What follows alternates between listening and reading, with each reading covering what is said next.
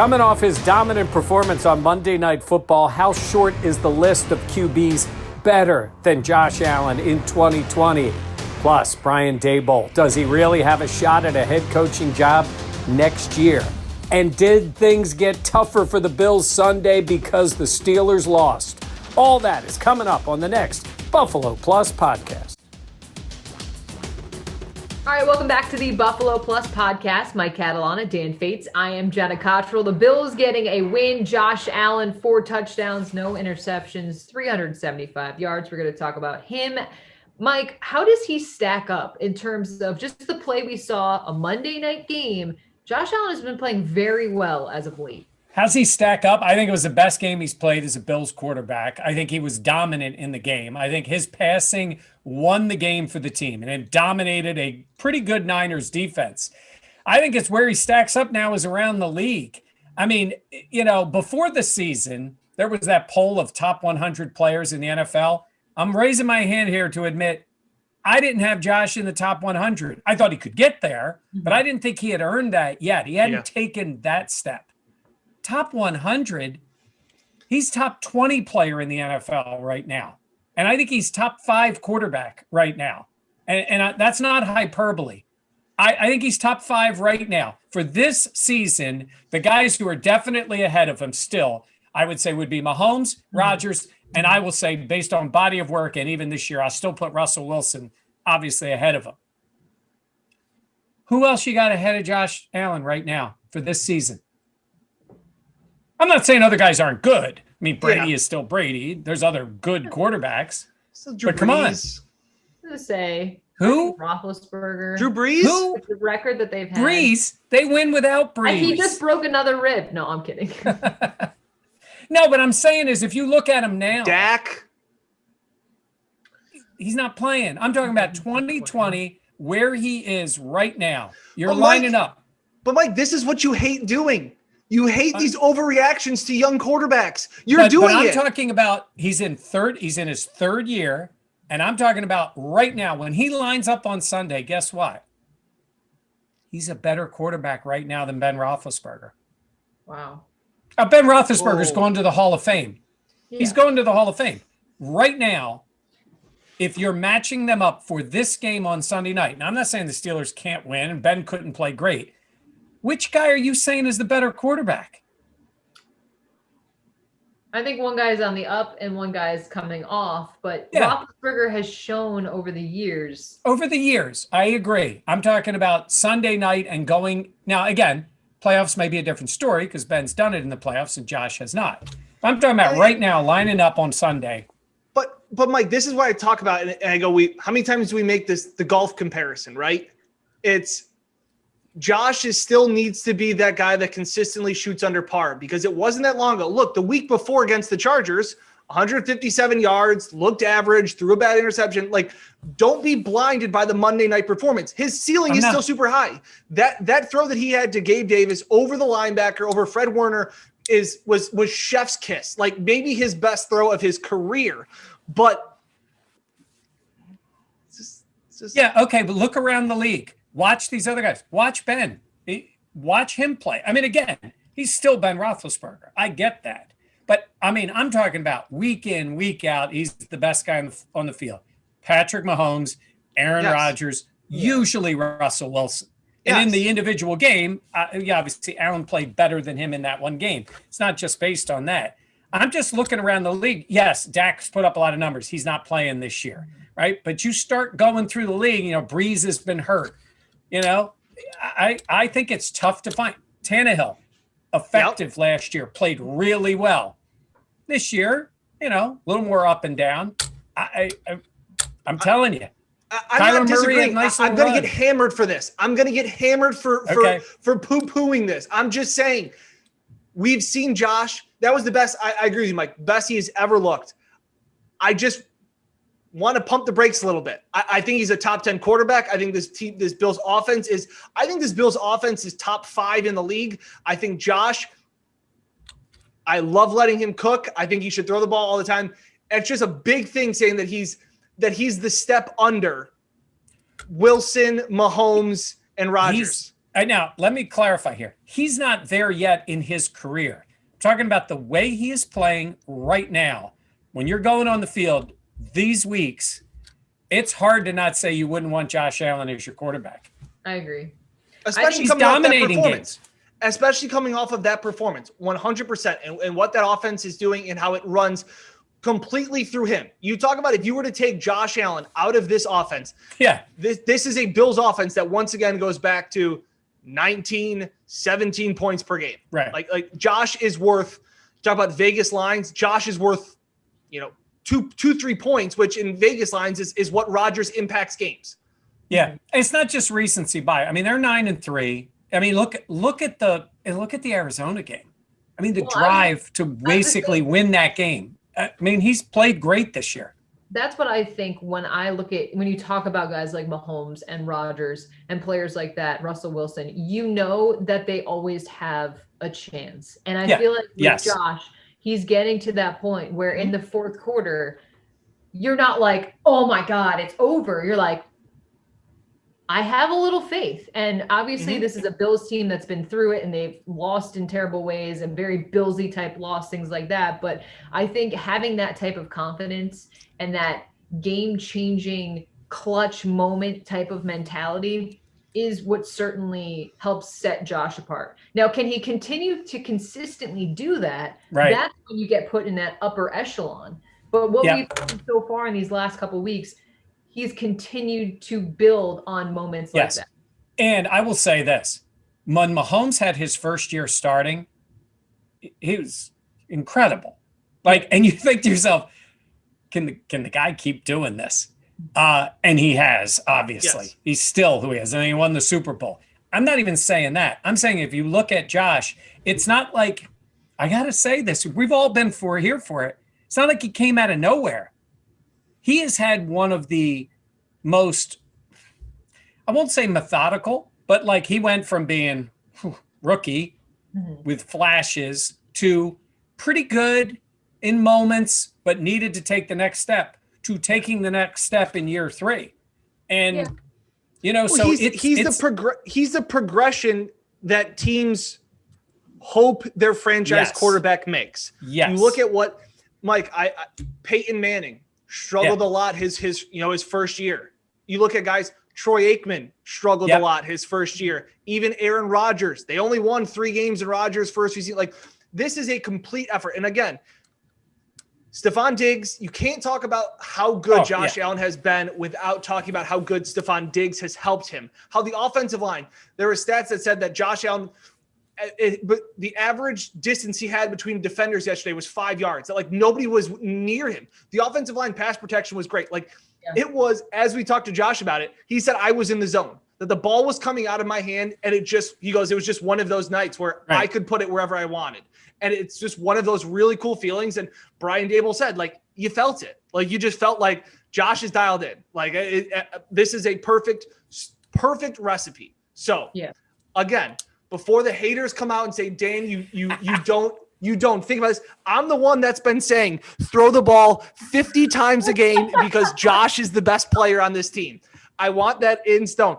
And you're right, Mike. I think you can make a case after those top tier echelon guys. It's muddy, pretty much like the rest of the NFL. You have your top tier teams. You have the Chiefs. You probably have the Packers. And then after that, who's really the next tier? I don't know. You can probably make a case for a lot of teams. So I won't say you're crazy for saying that Josh is a top 5 quarterback. Last night on Monday night, he played like a top 5 quarterback, borderline top 3. Probably one of the better performances a quarterback has had in 2020. Yeah. Well, he's top 5 for this season. I don't know who's ahead of him for strictly 2020. Who's ahead of him? Besides, you could say Wilson, Aaron Rodgers, and Mahomes. Yeah. I mean, seriously, it's been a weird year with Dak being hurt, Wentz falling off the face of the earth. Are we going by Stafford done? I'm talking about this year just playing the position of quarterback. Kyler Murray got off to that start. That's what I'm saying. I was just going to say, Kyler had his moments where everybody was like, wow, this is great. And Goff has had 400-yard passing performances. And then he's dropped down. Yeah. Yep. It's been a weird year all the way through. Again, please take it easy on the comments with me, because I understand that I have been the one. I just wanted to know, I've been the one banging the drum You know what it to is? never run the ball. I honestly, that's what I was going to say. It's because the running game has helped him so much today, this year. Well, we got it in there. Had to make sure we get in the running game somehow to piss off Dan. No, I will say though, I mean, this is to have the Bills have a performance like they did on Monday night, I think is just huge. There's so many teams, especially in the AFC right now, who are winning. I think of the Browns. I think of the Titans as well. You know, the Colts picked up a win. The Raiders barely beat the Jets, but still they got a win. Like, there's a lot of teams that are close behind Buffalo. Miami picked up a win. Deshaun Watson. Oh, yeah, there's another guy. And he's interesting. Jenna, I did not mean to interrupt you, but I was like, we're missing somebody. Yeah, and Deshaun Watson's played really well. Now, I mean, you know, they haven't been winning because they got People were probably listening to this screaming Deshaun Watson. You idiots. You got to remember Watson. Yes. Yeah, he's been really good. He's been really good. He's a talent. And when Brian Daboll is coaching him next year, I just segued for you, Jenna. Go ahead. All right, we'll move on to that then. Brian Daboll put together a hell of a game plan for the Bills. I mean, he's gone, right? Like, he's going to get a head coaching job. Yeah, that's interesting because, you know, I don't think he fits the profile of the guy owners are looking to hire. It's Sean McVay they want. I know. I was just saying, or Matt Kyle LaFleur. Shanahan, guys right. like that. You got to also, you know, he's got a full beard. He's got to scruff it up a little bit. He's got to go for that look. First of all, what I want to see is Daboll lounging at the house that. Oh my God. Yeah. The Cardinals head coach. Cliff Kingsbury. Cliff Kingsbury has. Just Dave's leaning back there. How about that? Except it would be Dave's, and then it would be his 6 kids all running around throughout the living room, and he'd be like picking up toys and chasing his like 2-year-old around. Now, I mean, he should get absolutely strong consideration for head coaching jobs. Yeah. He might not be what you quintessentially look at in terms of like physically and be like, but at the same point, his resume is hard. I mean, it helps him and hurts him. Because he's been around. Dan's mentioned it earlier. He didn't have success earlier as a coordinator, and it's really come through. He does have, you know, Belichick and Saban in his history. So he's been there and done it. You know? But Jenny, you talk about not exactly what some teams want. You look at what Denver did with Vic Fangio, hiring him. I even didn't think Sean McDermott was a popular hire. Nobody's hiring defensive-minded coaches. And you look at how Matt Nagy has fallen apart, and you look at how Anthony Lynn has fallen apart. Both of those guys, Matt Nagy in 2018 was coach of the year, and the runner-up was Anthony Lynn. They're both probably going to be looking for new jobs this year. So Brian Daboll has, to me, checks the boxes of being a part of a rebuild and turning a team around in time and giving patience and letting him do it. And he's been around a lot of smart people. So as we've said all the time, we are a Brian Daboll Stand podcast. We are a Brian Daboll Stand team on our own. I think he just would be a great coach of a guy that has been around the block, has seen a lot of things, has coached. And you just look at what his offense that he has built, tailored to his quarterback, tailored to his weapons. It's a lot of fun to watch. Yeah.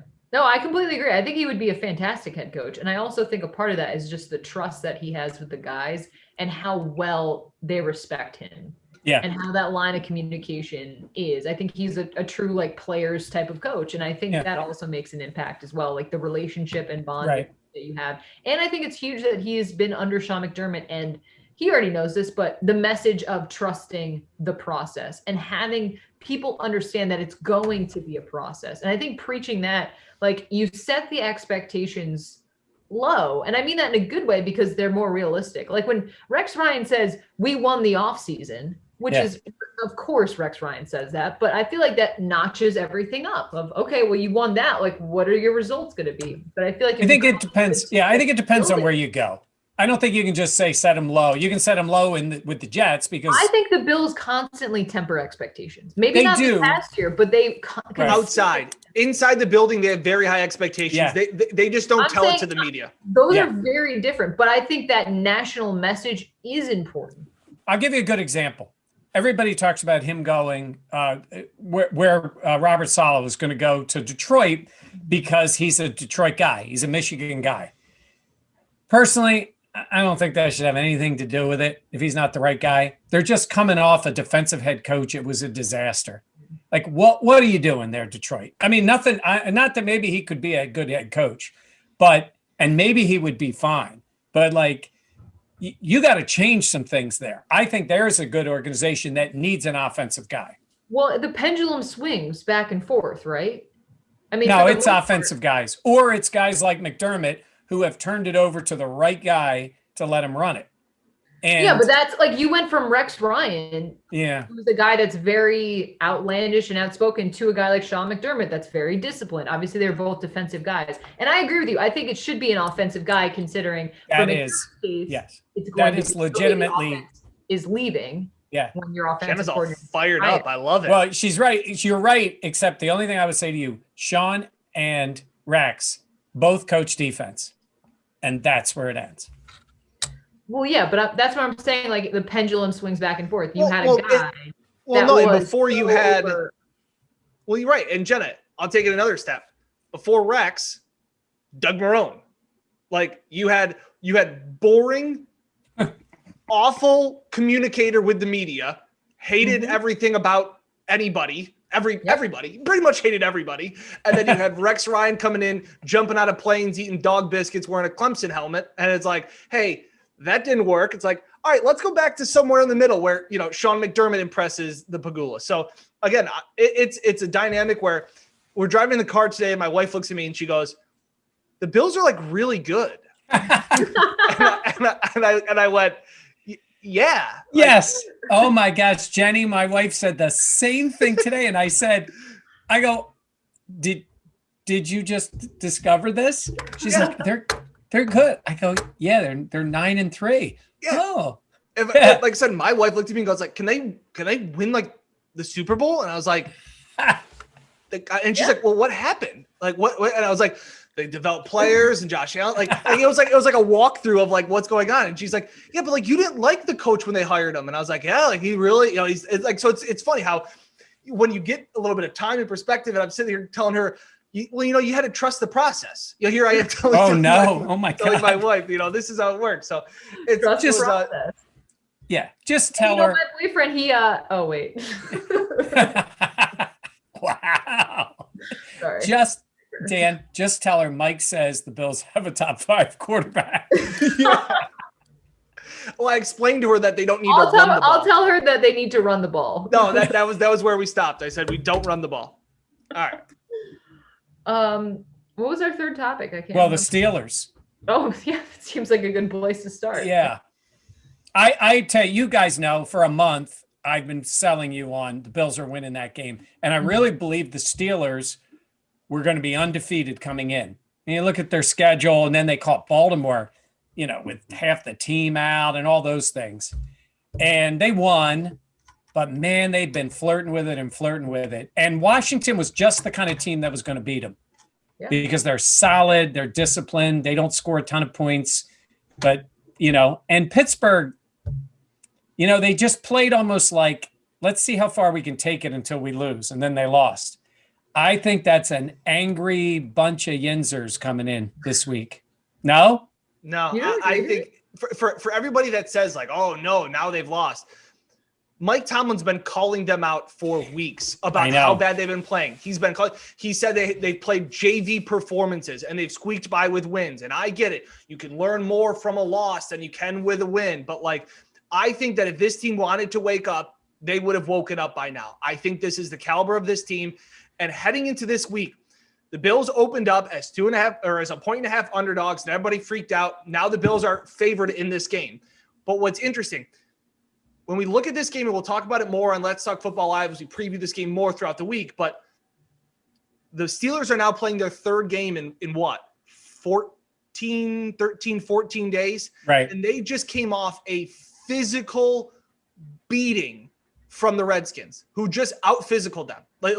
And the Redskins, the Washington football team's front seven is as good maybe as good as any team in the front seven that nobody's talking about. And that is something I think you're going to get a Steelers team that is banged up, mentally exhausted from this COVID thing. Because remember what happened to the Bills when they didn't have the COVID outbreak, but they got affected by the Titans and they lost to Tennessee and they had the hangover and they lost to the Chiefs. Now the Steelers are dealing with this. They've had to play games. Their schedule's gotten screwed up. They've lost their bye. And now they're going to I just think you're going to see a limping Steelers team That's that interesting. the Bills are going to pick apart. I could not disagree more. I think Mike says, and it's been said, it's up. No, it's not who you play, it's when you play them. Like the Steelers haven't been playing well, but they've been able to win. And for as much as Mike Tomlin has been calling them out, I think these are also professional athletes that expect, we'll just roll the ball out there. We're a talented group. We do know how to play. I think they've been able to do that. Yep. Now, this was the wake-up call that they needed against Washington to really have their eyes open of like, oh, we actually need to put it together. I could not. Look, I still think the Bills are going to be able to win this game. I do, but I don't think it's going to be the same kind of sluggish Steelers team that we were going to see if they were undefeated. I think you talk about catching a team. It's when you play them, you're playing them at the perfect time. The Steelers are physically exhausted from this COVID, playing the 3 games on such short rest. They are exhausted. They already have 11 wins. They're already sitting there going, they already know they're a playoff team. I know that the Browns the Browns are nipping at their heels. I get that, but I just think that this is a team that they had their wake-up call when they squeaked by Dallas. They had their wake-up call when they barely got through other teams. Their best win this year is against the Browns. They have heard all season long, Jenna. They have heard all season long. They're the worst undefeated team in the history of the NFL. They're the worst 8-0 team. You know what they say? They're the worst. We're still undefeated, so it doesn't matter. It's going to be interesting. I will say this. We're still undefeated. That's what I would say. If I were, I'd be like, okay, I go keep talking, but we're still undefeated. Yeah, I think Mike Tomlin is a guy. Oh. I think Mike Tomlin's a guy who can get their attention. And I think he's been frustrated that he hasn't been getting it. Yeah. And I think you're going to see a different team. Now, the big problem the Steelers have, they just haven't been able to run the ball. And I'm not doing that to get Dan going. They are a team that needs it. And I think they're getting James Conner back this week, which will help them because they really they're missing something. And I think it is the ability to at least do something for Roethlisberger. He's been, he looks like a guy who didn't play last year. And I mean, he has great weapons. I mean, let's be honest. Yeah. I mean, that wide receiver core is really good. And, if they had a top 5 quarterback there, I think they could do really well. Look at you. I just look at this as again, I'll say it again. The 3 games on the short rest with COVID, they don't have Bud Dupree. They don't have Devin Bush, 2 of their pass rushers that have opened things up for TJ Watt to do what he does. I think that Joe Hayden, who is in concussion protocol, the Bills are getting the Steelers at the most vulnerable time. I don't care that it's coming after their first loss of the season. I think they've had their wake-up call. And Mike, you've said it before. Tomlin has been banging the drum, has been out in front of the media saying his team has shown JV effort and all these things that they better show up. And when his coach called him out at home, they lost to Washington. But you say they've already had their wake up. Do you wake up if the results aren't different? Like when you were still winning. That how would that wake you up? Even if it's bad games and you don't play well. Jenna, what I'm sensing here is Dan's got them. Bills win, cover, over. The over. Yep. I don't know if this. I'm not saying that this is a game that the Bills cannot win. I'm just saying that they're going to see a more motivated Steelers team. Yeah, and the Browns are right behind them because they're coming off their first loss and because they were embarrassed on Monday night. And teams that have multiple receiving threats, who do they go after? They're going after Levi. Yep. I mean, you got to cover. You got some guys you got to cover. Yep. So if Roethlisberger has one of those days, I mean, that's a tough spot for the Bills defense. I feel better about the Bills in this matchup going up against the Steelers in this time than I do against the Bills playing the Niners. I was more concerned that the Niners could do more things at 5-6 than I was scared about the 11-0 Steelers that we were heading into Monday night. Wow. I think it's going to be fun. I'm really looking forward to the game. I was kind of hoping it was an undefeated Steelers team because then it was just lock it up, man. Yeah, it was a Bills win. I still think it's a Bills win. We haven't officially picked the game. I think it sounds like we're all going Bills here. Yeah. I think some the Bills are a better some team. Bigger than others, I guess. Oh my goodness. All right, yeah, we'll have more coverage on BuffaloPlus.com as well as on the Buffalo Plus YouTube page as we get ready for the Bills. Fiery episode. With the I know, I'm very fired up today. Mike, why don't you tell them about Let's Talk Football this week as well? Yeah, we're going to do it on Thursday night, getting ready for the game. I mean, we did it on this past Monday, so 2 this week. So I'm a little, I'm a little like the Steelers. I think I'm going to be a little exhausted by Thursday. Yeah. We haven't had our proper rest. I may need some veteran days off coming up. What are my days off? Well, you're young. You can do this. Yeah, Dan, you're fine. Yeah, because, you're in your 20s. Look at you. All right. For Mike and Dan, I'm Jenna. Thanks for listening. We'll be back again later this week.